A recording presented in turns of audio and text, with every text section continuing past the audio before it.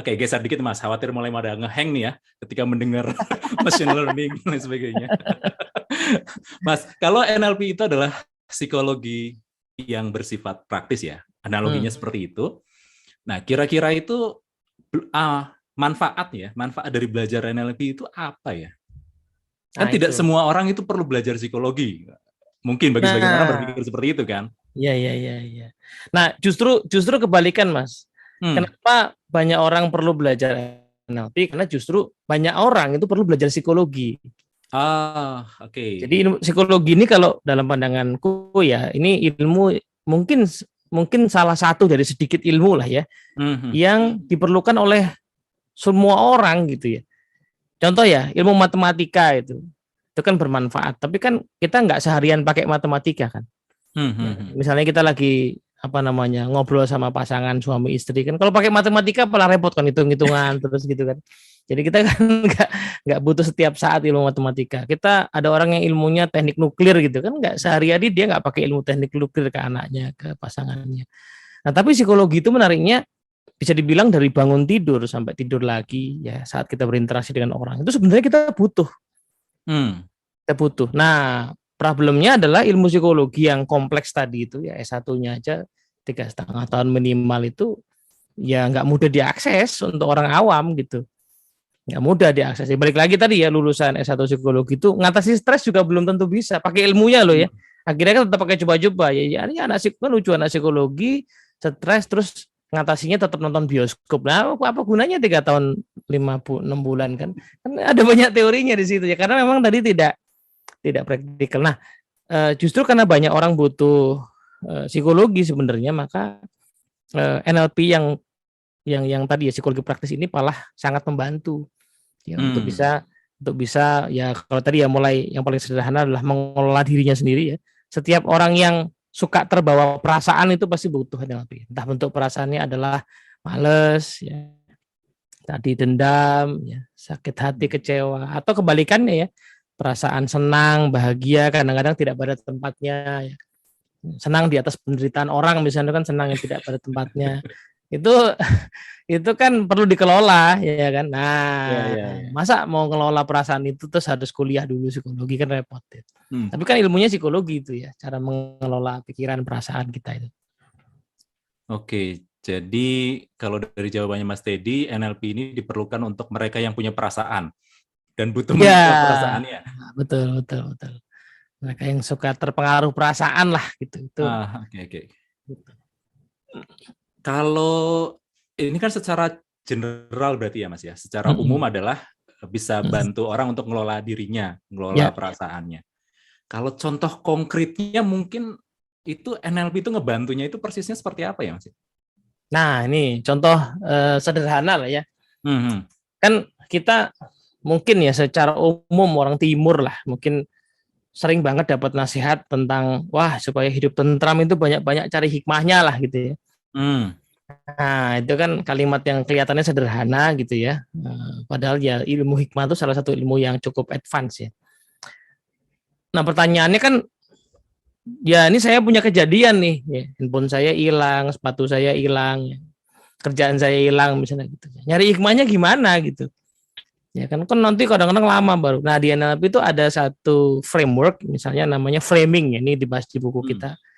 Setidaknya misalnya ada beberapa belas pola ya, untuk menarik hikmah dari sebuah kejadian. Nah, itu bisa dicobain satu-satu. Jadi kejadian A, pakai pola A, hikmahnya kira-kira apa? Kalau pakai pola B, hikmahnya kira-kira apa? Sehingga kita punya setidaknya beberapa belas alternatif pola hikmah. Tinggal dipilih yang cocok dengan kita, yang cocok dengan situasi kita, yang cocok dengan seraknya kita lah gitu. Yang jelas hikmah itu sesuatu yang jadi bisa di-exercise, bisa dilatih gitu. Nah, itu contoh praktisnya salah satunya ya. Jadi kata praktis di sini adalah memang si NLP itu dia nyediain sebuah istilahnya ya, teknik atau pola yang bisa dibilang siap pakai gitu ya Mas ya? Ya, betul. Jadi ngomongin misalnya mau akrab sama orang gitu kan kalau kaidah umum yang sudah kita tahu ya, cari cara masuknya ke dia gimana. Itu kan kalimat umum ya, kaidah umum. Nah, cara masuknya itu nanti di NLP namanya pacing ya. Pacing itu kemudian ada cara-caranya gitu ya, ada teknik-teknik yang bisa kita coba. Ya nggak langsung berhasil tentu saja ya harus dicoba, tapi at least kan ada jalurnya. Oh, pacingnya lewat kata-kata, pacingnya lewat gerakan tubuh, pacingnya lewat apa, nanti ada istilahnya metaprogramnya, pacingnya lewat lapisan pikiran yang mana. Intinya kata cari cara masuk ke dia itu tidak jadi sesuatu yang abstrak lagi, tetapi sesuatu yang operasional. Nah, ini mungkin keunggulan NLP ya, ini sebagai sesuatu yang operasional, yang pragmatis, yang bisa dicoba gitu ya, bisa dilatih gitu. Bukan hanya wisdom ya, bukan hanya wisdom. Jadi si NLP ini dia mengoperasionalkan dalam tanda kutip ya, nasihat-nasihat yang general, nasihat-nasihat yang masih abstrak, yang kita tidak tahu bagaimana real implementasinya di lapangan. NLP bantu itu. Detail konkret operasionalnya itu gimana sih? Yes. Enggak hatimu misalnya gitu, Mas. Ada detail konkret operasionalnya, ada, nanti bisa gitu ya. Sama kayak ngomongin goal setting lah ya. Nanti kan salah satu poin materi kita goal setting. Salah satu kemampuan mengelola diri kita adalah kemampuan untuk mengarahkan diri kita ke sebuah tujuan yang bisa dicapai ya. Nah, goal setting itu yang nanti ditulis di buku ini mengambil satu model yang sekarang paling komprehensif ya, ada 18 pertanyaan untuk ngecek goal kita itu kira-kira possible nggak buat jalan gitu, buat dijalankan. Ya 18 itu kalau di summary ya memang sudah sering kita dengar namanya SMART kan, specific, measurable, tapi ada poin-poin yang masih ada lubang yang di namanya well formed outcome kalau di NLP ini, WFO ya, well formed outcome ini udah spesifik banget ya, menyasar di bagian mana ya saya perlu mengantisipasi ini kemungkinan nggak jalan misalnya gitu. Itu contohnya. Nah, tergelitik satu pertanyaan nih, Mas. Kadang-kadang kan orang udah bikin rencana ya, udah bikin goal setting, tapi terus kemudian jalan setengah jalan, mungkin baru 10% perjalanan, terus katanya kehilangan motivasi. Kalau nanya ke para teman-teman motivator kan, ya bangkitkan kembali motivasinya, temukan why-nya. Nah, itu ada yang konkretnya nggak di NLP? Mempertahankan motivasi itu gimana sih gitu? Nah itu, jadi poin pertama adalah nanti yang cukup signifikan di revisi di buku ini adalah kita akan bahas soal visi, Mas. Visi itu gaya bayangan imajinasi jangka panjang tentang diri kita ya di ujung-ujung usia lah gitu ya.